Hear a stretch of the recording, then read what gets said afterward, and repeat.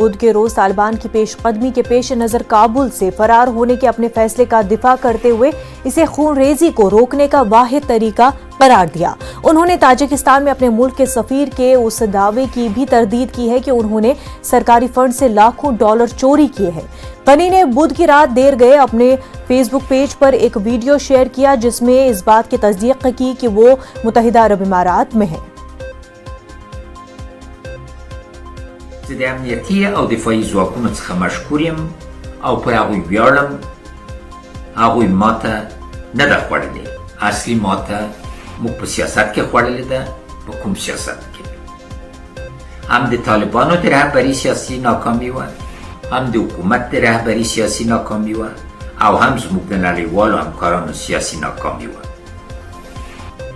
دا ناکامي د سولې پروسه وه چې د جنگ په بهیر بدل شو او سره له دې چې بار بارم د ټرمپ په ادارې کې دا پیشګویي کړې وه چې باید سوله د افغانانو د تجربې او بین‌المللي معیارونو په اساس وسي. هغه ونه شوه. واقعي اسلامي و ملي مردم افغانستان با هم مبارزه کړي.